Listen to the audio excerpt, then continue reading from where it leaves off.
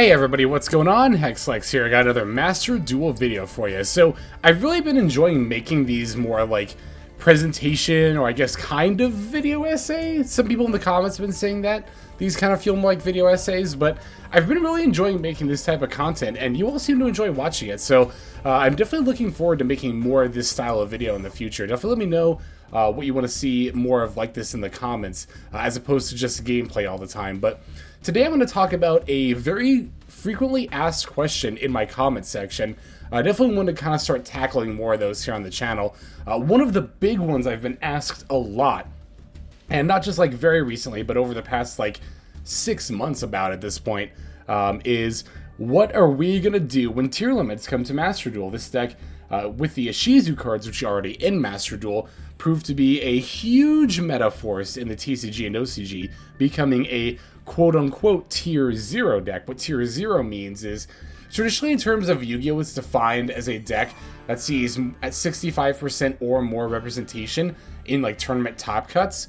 As far as like ranked ladder, it's very, very doubtful we'll ever see any one deck hit as high as 65% because just due to the nature of games being best of one and a lot of people having access to a lot of different cards, more so than they probably do in real life, means you're just going to overall see more deck variety. But, you know, there's still a very decent chance that Ishizu Tearlament will be just far and away the best deck once the Tearlament cards get added to Master Duel, which could very easily happen in the very near future. So, you know, of course, a lot of people are wondering, how can we beat Tearlaments? How, like, or are there any cards right now that we can tech or like craft or just save up for to get ready for Tearlaments? So these are 5 tech choices that I've picked out. These are not the only 5 cards that you can tech against Tearlaments, but we're going to explore a few of these tech options to take on the upcoming Tearlaments deck, and these are all cards that you can craft today. None of these are like about to come out or anything like that. You don't have to worry about them being a part of like a future archetype or anything. These are all cards you can get right now to prepare for Tearlaments. So let's go straight into our first card. It's going to be one you're probably all familiar with in at least some regard. It's DD Crow. DD Crow is not only one of the best possible outs you can have against a Tearlament deck, it's also only a super rare. So with these first couple of entries, I wanted to focus on cards that weren't ultra rares because I know a lot of people are very much hurting for ultra craft points, especially probably will be once Tearlaments drop if you plan on making that deck, or you know, very still for any other upcoming deck really. So having some cheaper alternatives I think is very important. DD Crow is kind of a staple in that it's not really something that you see frequently main decked, but it is something that often comes up in, you know, graveyard-based, especially graveyard-based metas, and Tearlaments is absolutely going to be a graveyard-based deck slash meta. DD Crow is highly effective at stopping these Tearlament monsters from fusing, since they have to be used as a fusion material from the graveyard in order to successfully fuse. So what this basically means is that when the Tearlament monsters, they all have an effect that states the following.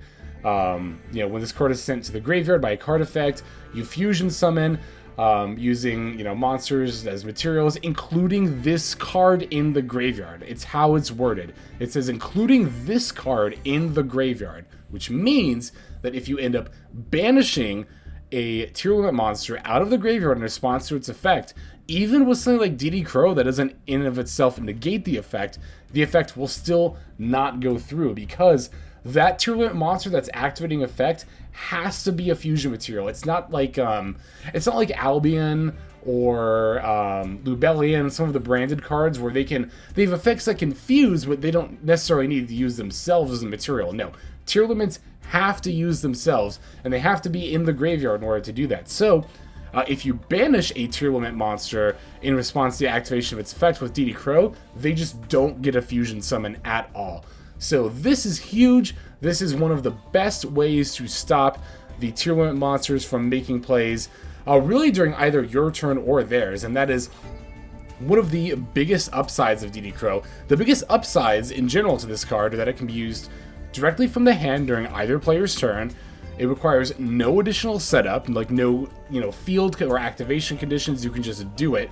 And it's also not limited to only being used once per turn. So, yeah, just being able to effectively stop the play altogether, and also, again, being a quick effect from hand, no setup, either player's turn, not once per turn. That makes this by far one of the best cards you can tech against the Tearlaments deck. And again, it's only a super rare. DD Crow was arguably alright during the Math Mech format, although even then, Ghost Bell tended to be better. We can also use Ghost Bell, to be fair, instead of DD Crow against Tearlaments to negate the activation of the effect outright. However, the reason DD Crow tends to be more effective than Ghost Bell in this case is because DD Crow effectively negates the whole effect, because again, it stops the whole fusion summon, and it actually banishes the Tearlament monster out of the graveyard, which will prevent it from being used as a fusion material for future Tearlament summons. So, overall, in this particular situation, even though again in the past we saw Ghost Bell performing better than DD Crow, this time we're definitely going to see DD Crow outperform Ghost Bell in this specific scenario, teching against Tearlaments. And, you know, as I've pointed out a couple times, only a super rare, whereas Ghost Bell is an ultra. So it's really, really nice that one of the easiest to play and also best answers is also one of the more affordable ones. Speaking of affordable outs to Tearlaments, let's talk about another super rare card that is very, very good against them. That's going to be Evenly Matched. So, Evenly Matched is already a great tech card for the current format, and like DD Crow, is only an SR, or a super rare. So, yeah, this card has already proven itself. I mean, in general, I mean, we all know Evenly is a good card by this point, but it saw a lot more use once Sprites dropped, because Sprites are a very board-based deck, in that their end turn will produce a lot of disruption, and it's all going to be on the board in the form of, you know, Sprite Elf, IP Masquerena, Sprite Red, Sprite Carrot, Sprite Smashers, so on and so forth. So Evenly Matched, you know, being able to get rid of all those, already great. And the same thing is going to be true once Tearlaments drop. Tearlaments are kind of like Sprites in that they end up setting up a lot of their disruption they're going to do on your turn on their board. It tends to look a little bit different, but Evenly is still overall effective.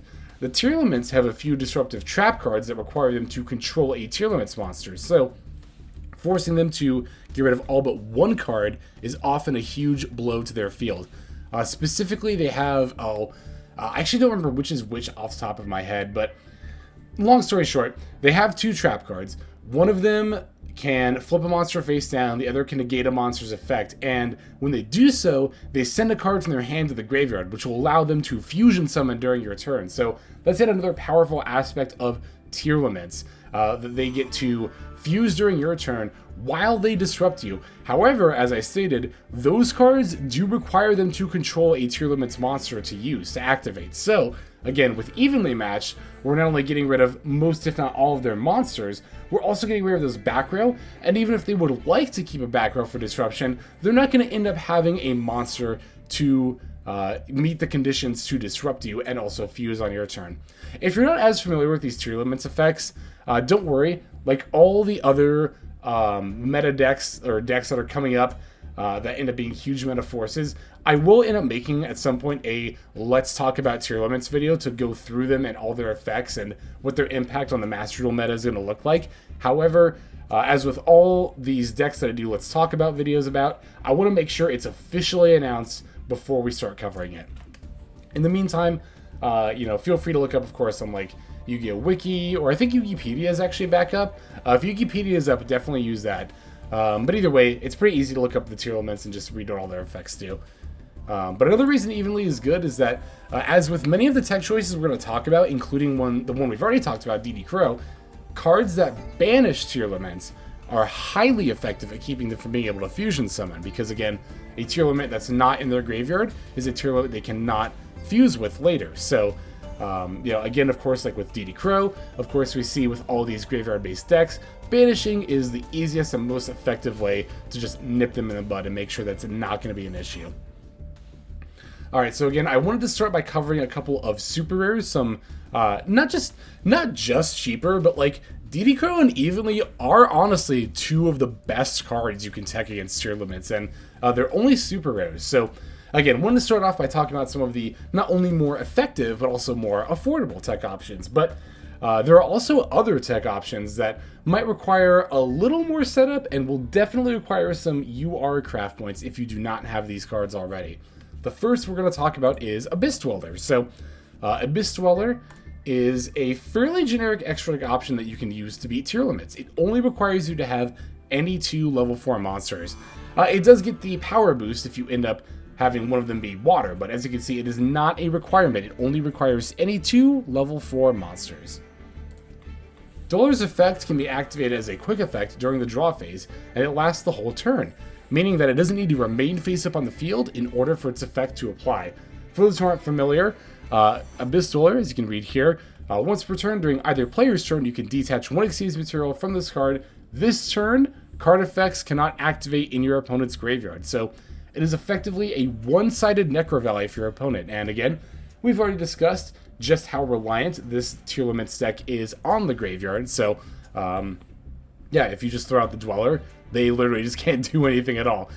Because none of their effects that will allow them to fuse once they hit the graveyard will activate. And again, the wording might seem a little weird, but when it says this turn, card effects cannot be activated in your opponent's graveyard, that applies for the entire turn, and Abyss Dweller does not need to be on the field for that to continue applying, which makes it a very, very good tech option here.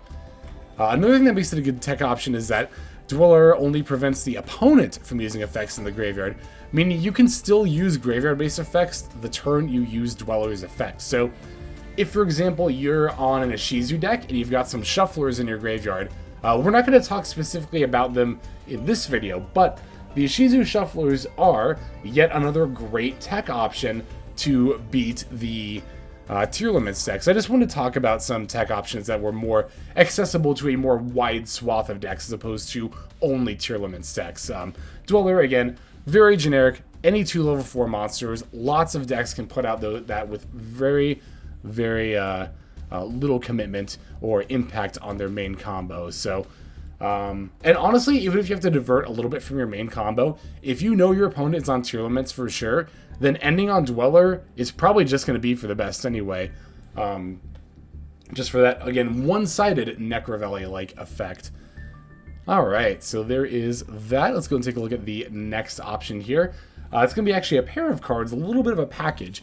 Mask Change 2 and Masked Hero Darklaw. So, funnily enough, I was actually looking at, for my Duelist Cup ban list predictions, I was looking at the Master Duel ban list, and I was like, Mask Change 2 is at 2? Why is this card at 2?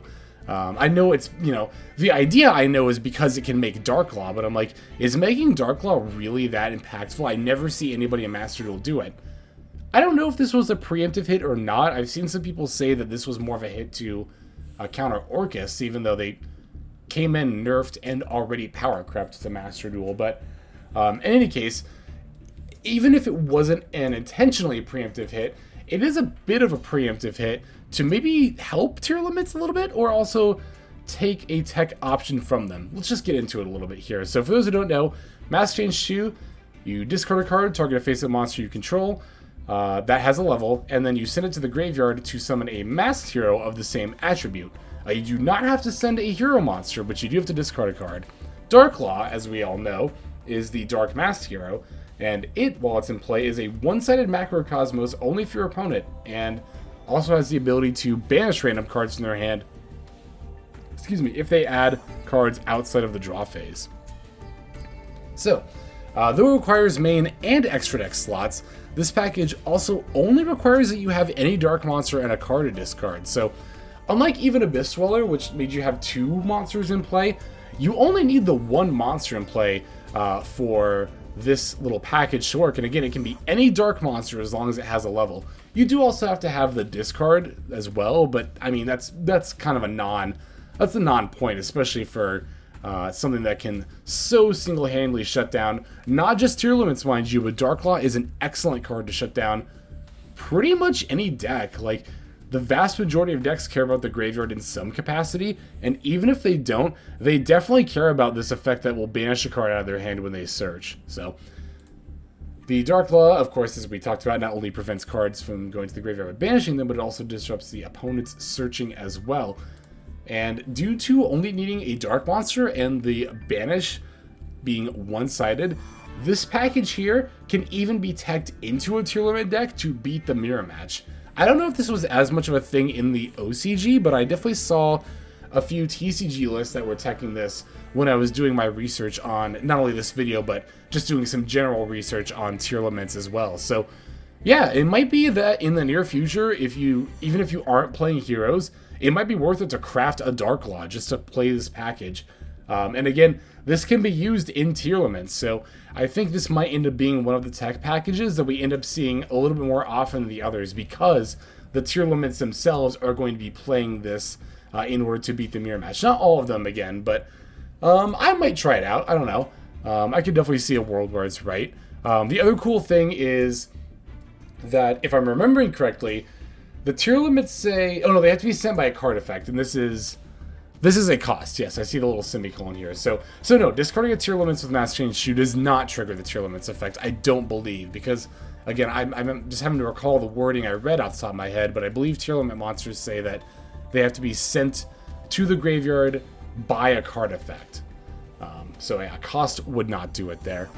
Alright, we have one more card in particular that I want to talk about, and then some other general talking points following that as well. That's going to be Dimension Shifter. Dimension Shifter is going to be the final card that we talk about on this list. So, though Dimension Shifter is one of the more powerful techs against Tearlaments, it can only be used by decks that aren't graveyard based due to its condition and the effect applying to both players. So, to be fair, you can in theory run this in any deck and then just play it as your first card, but that's really only good exactly if you open it going second against a graveyard based deck. Now, in this current meta, even with all the Ishizu stuff running around, that's still not the case for like a lot of decks to go out of their way to play Dimension Shifter. Not a lot of them can, to be fair. Sprites can, but even then, a lot of Sprite decks right now aren't playing Dimension Shifter. I think moving forward, once Tearlaments come out, that's going to change. I think a lot more Sprites are going to be on Dimension Shifter, and I think in general, we're going to see a lot more decks pushing the envelope to see if they can play Dimension Shifter, because decks that can use Dimension Shifter are going to become inherently more powerful moving forward, and that's only for their ability to play this card, because the ability to banish anything for not just your opponent's turn, or the turn it's discarded, but the next turn as well. You know, Tearlaments are a deck that can play during your turn through the use of, one of the Tearlaments is actually a quick effect to special itself from hand, and then mill 3, I believe. And with that, it's possible for them to even start fusing directly, like using effects from their hand on your turn. But if you throw out Dimension Shifter, they're not only not able to do anything on their turn, your turn is going to go uninterrupted as well. And again, any deck that can use Dimension Shifter is going to be inherently more powerful solely for its ability to use Dimension Shifter. I'm thinking Flanderies, Exorcisters. Those are going to be the big two that are going to hugely benefit from this. I would definitely expect to see more of those decks following Tearlaments, and they will definitely, very, very likely, we'll say, they'll very, very, very likely move even up on the tier list again, just for their ability to play these cards that counter Tearlaments. Of course, Exorcister as a whole can inherently counter Tearlaments because they stop graveyard interactions, but I mean, come on. Even then, they need a little extra help because Tearlaments just have that much graveyard interaction. Resolving Shifter during a Tearlament player's turn effectively ends their turn right there and there. They can't make any plays at all under Shifter. You know, like pretty much any graveyard-based deck, but Tearlaments is like the coup de grace of graveyard-based decks. It lives, breathes, dies by the graveyard. So, again, if you shut them down there, you shut them down altogether. So I did a few final thoughts in general beyond just these 5 cards here. You know, as we were just talking about, being a graveyard-based deck, Tearlaments is highly susceptible to disruption when their cards are banished, as this keeps them from being able to fusion summon. The upcoming Bestial archetype is particularly effective at this, as most of them can banish shark monsters from the graveyard as a quick effect. Yeah, for those who aren't familiar, and I don't think these are going to come out, and there's no chance these come out at the same time as Tearlaments. I think we'd be at least 2 months after Tearlaments from seeing Bestials. But for those who aren't aware, Bestials is an archetype of DD Crows, 4 light and dark monsters. Basically, they all special summon themselves as a quick effect by banishing a light or dark monster from, I think, either graveyard. But, namely, of course, looking to banish stuff from our opponent's graveyard. So, yeah, suffice it to say, if DD Crow is like one of the best tech cards you can have against Tearlaments, a whole archetype of them is going to be very good as well. But that said, was still not enough to keep Tearlaments from being the absolute dominant force they were in both formats. So we'll just have to see how effective that really ends up being in Master Duel. That'll, of course, also depend on how they end up, dealing with Ishizu and Tearlament cards on the ban list as well before Bystials come out. But we'll see. Board Breakers. Board Breakers are also effective against Tearlaments, though you want to be sure that they don't send cards to the graveyard via a card effect, because that triggers the Tearlaments effects. We already discussed Evenly Matched, but Lava Golem, that's actually another great option because it tributes the cards rather than sending it via an effect. Dark Ruler no more is not bad, because again, it doesn't actually send any cards, just negates all of their monsters. But the problem with that is that they can still use those trap cards that will not only disrupt your plays, but allow them to send a card from hand to the graveyard, and then more than likely than not fuse as a result. So, from what I can tell from my research, aside from Evenly Matched, I think Lava Golem tends to be one of the better options to use against them. And finally, there are plenty of effective... Oh, wow. Let's try that again. There are plenty of effective floodgates that are useful against Tearlaments, such as Dimensional Fissure, Macrocosmos, and Necrovalley. But of course, these require you to play a deck that can also play under these kinds of effects, which are kind of few and far between. Fluanderies and I guess Exorcister, I don't really think they do anything with it. No, of course they don't do anything with the graveyard. They're all against that, right?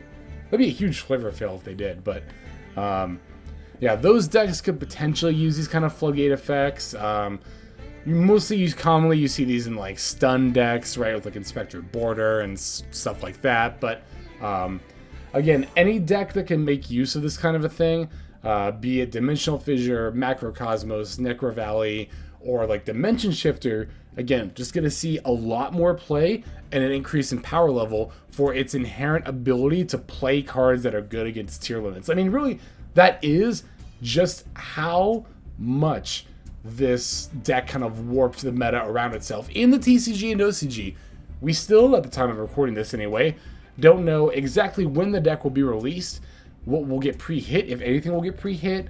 Maybe stuff will get hit on the ban list that'll be a lot more relevant to that deck before it comes out. Some more preemptive hits and or on limits. Who knows? But one thing we do know for sure is that this deck is going to be good. Like, unless they absolutely gut it upon release, which I really don't see them doing, this deck will be good. So it definitely does pay to be prepared for it. We'll just have to see if it really ends up warping the meta around itself to the same degree that it did again in the TCG and OCG. But that's all I've got to say for now.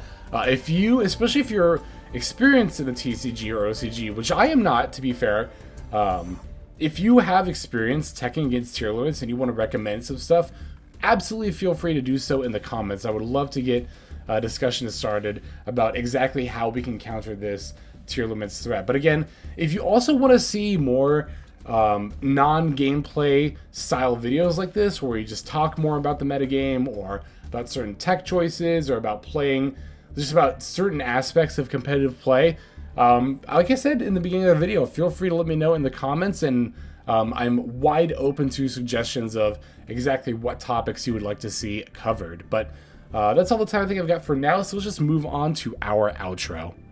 Alright everybody, thank you so much for watching all the way to the very end of the video like this. That means a whole lot to me, not just personally, but it's also a great way of supporting the channel as well. If you're interested in supporting the channel in other means, you can of course feel free to comment and or subscribe right here on YouTube.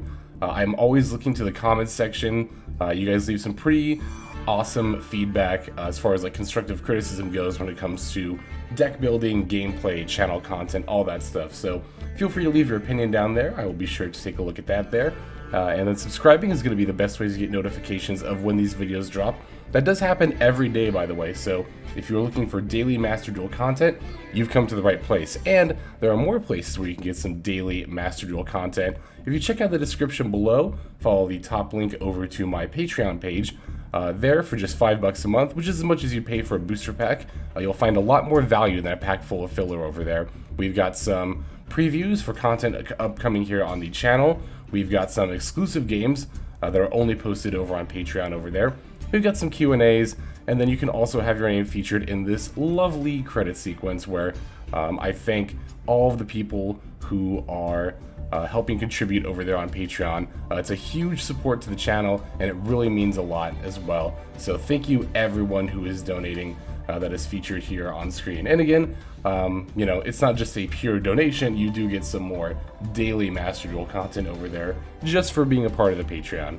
But I think that's about all the time that I have for today's video. Once again, I just want to thank you so very much for sticking all the way to the end of the video. Again, it just means a lot, as I do put a decent amount of work into getting these videos out every single day. But that's about all the time that I've got for now, so without further ado, this is Xlex.